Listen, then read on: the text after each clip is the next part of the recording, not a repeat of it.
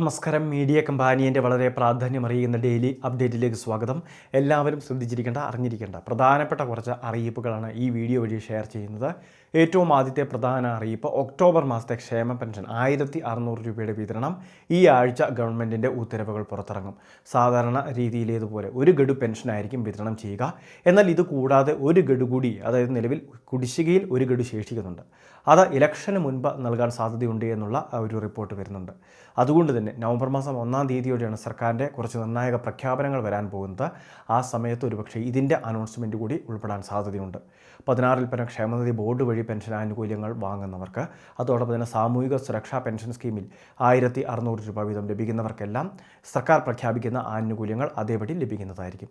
ഇനി ഈ ഒരു നിർമ്മാണ തൊഴിലാളി ക്ഷേമനിധി ബോർഡിൽ മാത്രമാണ് ആനുകൂല്യങ്ങൾ കുടിശ്ശികയുള്ളത്. അപ്പോൾ ഇതിൻ്റെ കാര്യങ്ങളും ഒരുപക്ഷെ ഈ ഒരു പ്രഖ്യാപനത്തിൽ ചേർത്തേക്കും. ഇതിനെ സംബന്ധിച്ച് വിശദമായിട്ടൊരു അറിയിപ്പ് ഇന്ന് നമ്മുടെ ചാനലിൽ ചെയ്തിട്ടുണ്ടായിരുന്നു. വാർഷിക മസ്റ്ററിങ്, അതോടൊപ്പം തന്നെ വരുമാന സർട്ടിഫിക്കറ്റ് ചിലർ മാത്രമാണ് കൊടുക്കേണ്ടിയിരുന്നത്.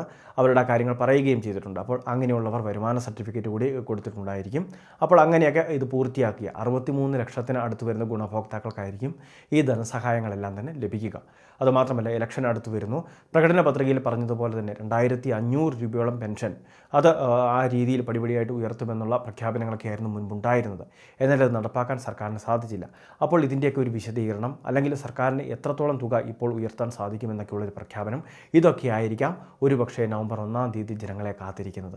രണ്ടാമത്തെ മറ്റൊരു പ്രധാനപ്പെട്ട അറിയിപ്പ്, സംസ്ഥാനത്ത് BPL റേഷൻ കാർഡിലേക്കുള്ള അപേക്ഷകൾ നടന്നുകൊണ്ടിരിക്കുകയാണ്. ഇനിയും APL റേഷൻ കാർഡിൽ, നീല വെള്ള റേഷൻ കാർഡിലുള്ള അർഹതയുള്ളവർക്ക് BPL കാർഡ് നൽകുന്നതിലേക്കുള്ള ഈ ഒരു അപേക്ഷാ സ്വീകരണം 28-ാം തീയതി വരെ ദീർഘിപ്പിച്ചിട്ടുണ്ട്. അപ്പോൾ എത്രയും വേഗം ഓൺലൈൻ വഴി അപേക്ഷകൾ സമർപ്പിക്കുന്നതിന് വേണ്ടി ശ്രദ്ധിക്കുക.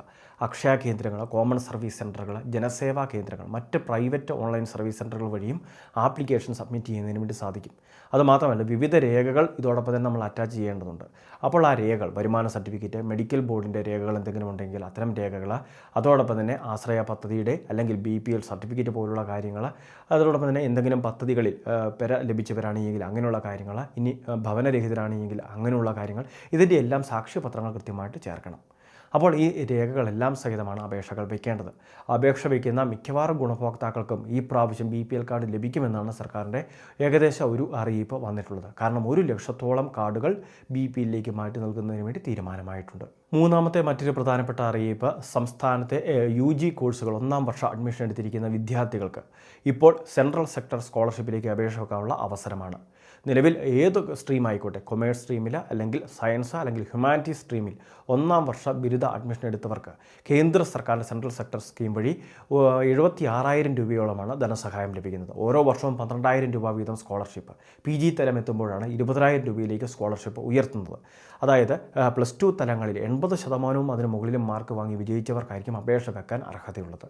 നിലവിൽ പിന്നോക്ക വിഭാഗങ്ങൾക്കും പെൺകുട്ടികൾക്കും പ്രത്യേക സംവരണം ഉൾപ്പെടെ ഈ സ്കീമിൽ ഏർപ്പെടുത്തിയിട്ടുണ്ട്. അപേക്ഷകൾ അംഗീകരിച്ചു കഴിഞ്ഞാൽ ആധാറുമായിട്ട് ലിങ്ക് ചെയ്തിട്ടുള്ളവരുടെ ബാങ്ക് അക്കൗണ്ടിലേക്ക് കേന്ദ്ര സർക്കാർ ഡയറക്റ്റ് പണം ഇട്ട് നൽകുകയാണ്. അപ്പോൾ അപേക്ഷകൾ ഇപ്പോൾ ഒക്ടോബർ മാസം 30-ാം തീയതിയോടെ അവസാനിക്കും. ഏറ്റവും അവസാനത്തെ പ്രധാന അറിയിപ്പ്, സൗജന്യ ലാപ്ടോപ്പ് വിതരണവുമായി ബന്ധപ്പെട്ട് പട്ടികജാതി വികസന വകുപ്പ് ഏർപ്പെടുത്തുന്ന പിന്നോക്ക വിഭാഗങ്ങളിലെ വിദ്യാർത്ഥികൾക്ക് ഈ ഗ്രാൻഡ്സ് പോർട്ടൽ വഴി സ്കോളർഷിപ്പ് ലഭിക്കുന്ന 5 ലക്ഷം രൂപയിൽ താഴെ കുടുംബ വാർഷിക വരുമാനമുള്ളവർക്കാണ് ഈ സ്കോളർഷിപ്പിലേക്ക് അപേക്ഷ വെക്കാൻ സാധിക്കുന്നത്. ഏറ്റവും അവസാനത്തെ പ്രധാന അറിയിപ്പ്, പിന്നോക്ക വിഭാഗങ്ങളിലെ വിദ്യാർത്ഥികൾക്ക് സൗജന്യ ലാപ്ടോപ്പ് വിതരണം ചെയ്യുന്ന സ്കീമിലേക്കുള്ള അപേക്ഷകൾ വിളിച്ചിരിക്കുകയാണ്.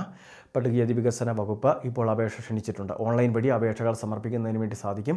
ഈ ഗ്രാൻഡ്സ് പോർട്ടൽ മുഖേന സ്കോളർഷിപ്പൊക്കെ ലഭിച്ചു വരുന്ന 5 ലക്ഷം രൂപയിൽ താഴെ കുടുംബ വാർഷിക വരുമാനമുള്ള വിദ്യാർത്ഥികൾക്ക്, അതും പിന്നോക്ക വിഭാഗങ്ങളിൽ ഉൾപ്പെടുന്നവർക്കാണ് ഈ ലാപ്ടോപ്പ് പദ്ധതിയിലേക്ക് അപേക്ഷ വെക്കാൻ സാധിക്കുന്നത്. തിരഞ്ഞെടുക്കപ്പെടുന്ന കുറച്ച് കോഴ്സുകളുടെ ലിസ്റ്റുണ്ട്. അവിടെ 1-ാം വർഷം അഡ്മിഷൻ എടുത്ത വിദ്യാർത്ഥികൾക്കായിരിക്കും ആനുകൂല്യങ്ങൾ ലഭിക്കുക. ഇതിനെ സംബന്ധിച്ച് കഴിഞ്ഞ ദിവസം നമ്മളൊരു അറിയിപ്പ് ചെയ്തിട്ടുണ്ടായിരുന്നു. ആ വീഡിയോ കണ്ട് മനസ്സിലാക്കുക. എത്രയും വേഗം അപേക്ഷകൾ സമർപ്പിക്കുക. ലാപ്ടോപ്പ് ഒന്നിന് 30,000 രൂപ വരെയാണ് പരമാവധി ധനസഹായം അനുവദിക്കുന്നത്. വളരെ പ്രധാനപ്പെട്ട കുറച്ച് ഇൻഫർമേഷനാണ് വീഡിയോ വഴി ഷെയർ ചെയ്തത്. ഇതുപോലുള്ള അറിയിപ്പുകൾക്ക് ചാനൽ സബ്സ്ക്രൈബ് ചെയ്യുക, ഫോളോ ചെയ്യുക.